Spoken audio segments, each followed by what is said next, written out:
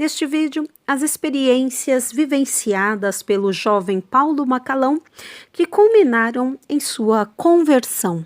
Para quem não me conhece, eu sou a Silvana do canal Diário Pentecostal, especialista em História e Teologia do Protestantismo no Brasil. Se você ainda não é inscrito, se inscreve no canal, deixe seu curtir e compartilhe com seus amigos para que mais gente conheça o canal.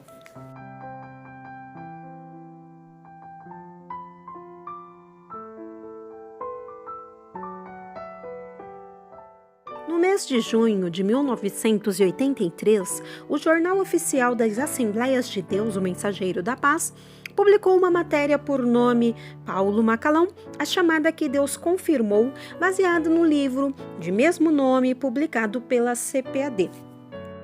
E foi a partir dela que trouxe para o canal as informações de como se deu a conversão do jovem Paulo Macalão ao Evangelho. Rio de Janeiro, 1923.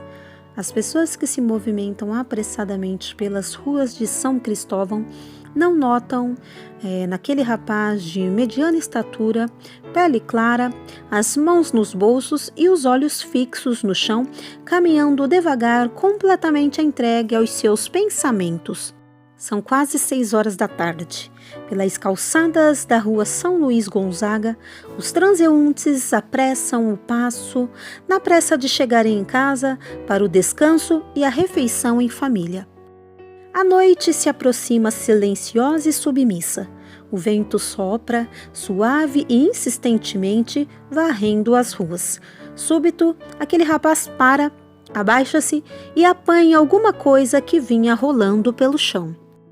Ninguém deu a mínima importância a esse gesto. Um rapaz humildemente vestido, de humildes atitudes e olhar pacífico, segurando com ambas as mãos um pequeno papel amarrotado e tentando ler o que nele estava escrito, dificilmente despertaria a curiosidade de alguém.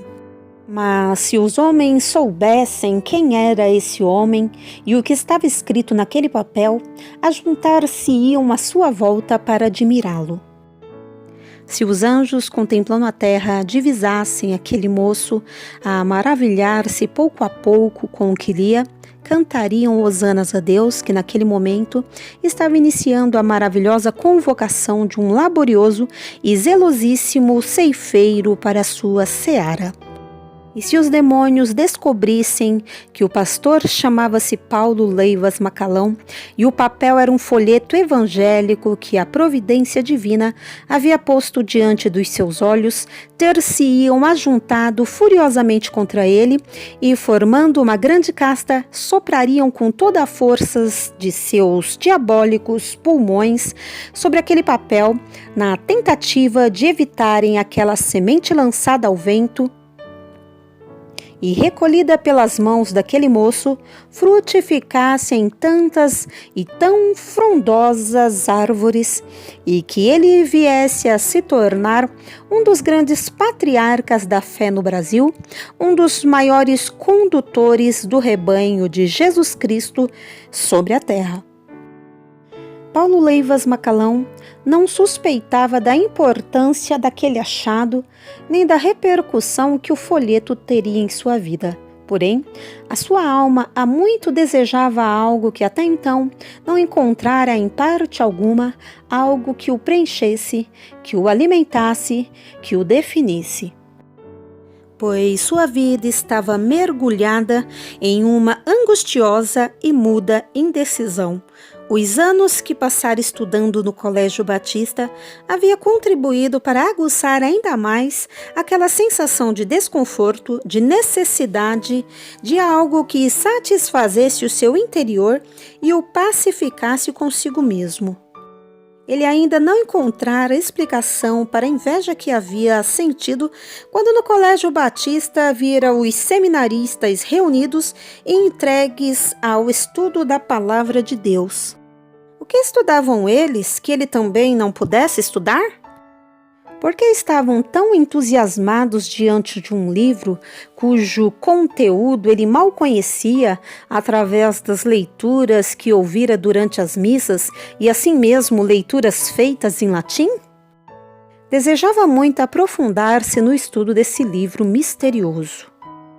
Concluindo o ginásio e desejando completar seus estudos secundários, matriculou-se no Colégio Pedro II, sempre possuído daquela sensação de que algo de muito profundo e de muito belo lhe faltava. Naquela época, a grande maioria dos professores do Colégio Pedro II professava abertamente o ateísmo. E essa atitude fazia com que, em assuntos religiosos, a opinião dos pseudos sábios prevalecesse no espírito da juventude estudiosa. Quando, durante as aulas frequentadas por Paulo, as preleções giravam em torno de Deus e de sua existência, a classe se dividia entre os que criam e os que não criam em Deus. Sedento da verdade e sentindo-se afrontado em suas convicções, o jovem Paulo discutia com ardor acerca de um assunto que lhe tocava profundamente desde as suas remotas origens. Sua infância, o ambiente em que se criara, os ensinamentos de sua mãe e o que aprendera depois, tudo era de total significação para ele, e ele jamais poderia ficar calado diante de dúvidas e acusações que encheram sua infância de profundidade e beleza. Além do mais, nos tempos do Colégio Batista, ele ouvira o grande teólogo Langston discorrer acerca de muitos assuntos que despertavam a sua curiosidade. Langston impressionava a todos pela sua formação doutrinária autêntica, pela sua firmeza e largueza de visão e pela sua vida de alto conteúdo espiritual. A primeira geração de pastores e pregadores brasileiros contraiu uma grande dívida para com ele. E o grande líder, que seria Paulo Leivas Macalão, absorveu e guardou para si, nas várias ocasiões em que ouviu esse teólogo pregar, as qualidades necessárias a um legítimo homem de Deus, a envergadura inconfundível de um propagador da fé. Mas aquelas discussões com os professores do Pedro II enchiam sua alma de agitação e tristeza. Foi após uma dessas polêmicas que ele saiu a andar pelas ruas de São Cristóvão, silencioso e cabisbaixo. E foi então que achou aquele pequeno pedaço de papel impresso, aparentemente insignificante, mas que iria mudar completamente o rumo de sua vida. O folheto convidava o leitor a comparecer aos cultos que se realizavam na Igreja de Deus, também conhecida como Igreja do Orfanato, situada na rua São Luís Gonzaga, número 12. O jovem Paulo resolveu visitá-la e, do contato e conhecimento que fez com os irmãos que ali congregavam, tornou-se admirador e amigo do Evangelho. Entre esses irmãos, havia alguns que tinham aceitado Jesus no norte do Brasil, região por onde o evangelho pentecostal havia penetrado, trazido pelos missionários Gunnar Wingren e Daniel Berg, dois homens enviados por Deus para, através de longas e perigosas caminhadas e pregações, em um idioma para eles quase desconhecido, acendessem as tochas da salvação nos corações dos que povoavam as imensas terras do Brasil. Naquela igreja realizavam-se cultos aos domingos de manhã. Após os cultos, os irmãos atravessavam o campo de São Cristóvão, falavam do amor de Jesus aos pecadores que encontravam ao longo do trajeto, que se estendia até a rua Senador Alencar, o número 17, residência do irmão Eduardo de Souza Brito. Ali chegando, louvavam o nome do Senhor por mais algumas horas, oravam e se despediam. O irmão Eduardo era esposo da irmã Florinda. O casal tinha 3 filhos, Carlos, Silvio e Zélia. Não sabiam o irmão Eduardo que sua filha Zélia seria a extremada esposa e dinâmica ajudadora de um dos grandes pioneiros da fé no Brasil.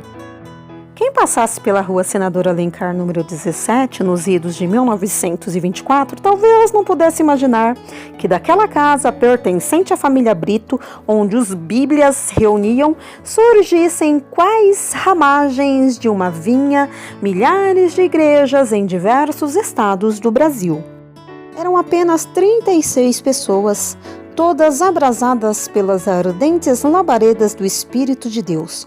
Lá estava também o jovem recém-convertido Paulo Macalão, que almejava seguir os passos do pai, ilustre general do Exército Brasileiro. Mas Deus planejara algo ainda melhor. O rapaz seria o responsável pela formação de uma unidade do invencível exército comandado pelo maior dos generais, Jesus Cristo. A página impressa serviu para trazer Paulo Macalão ao conhecimento do Evangelho, pois foi através de um folheto que ele encontrou uma igreja e converteu-se a Cristo. Sob a força do louvor e da oração, surgia então a primeira Igreja Assembleia de Deus no Rio de Janeiro, que teve o irmão Hieráclio de Menezes como pastor interino. Mais tarde, com a chegada do missionário Gunnar Wingren, este assumiu a direção, oficializou o trabalho e realizou logo depois o primeiro batismo. Macalão foi o segundo a descer as águas. Após aceitar a Cristo, Deus mandou ao jovem que pregasse o Evangelho. Daí em diante, ele não mais parou, porém, desenvolveu intensa atividade que resultou em frutífera semeadura para a obra.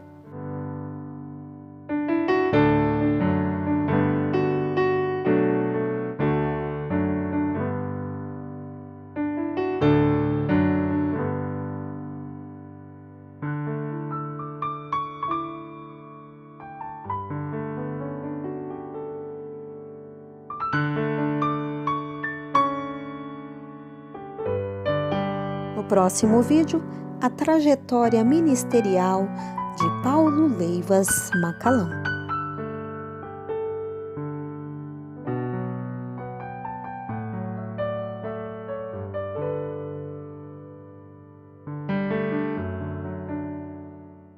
Pessoal, só mais uma coisa, eu quero apresentar para vocês o canal Brizelda Auriciri, que mostra regiões do Brasil para o mundo.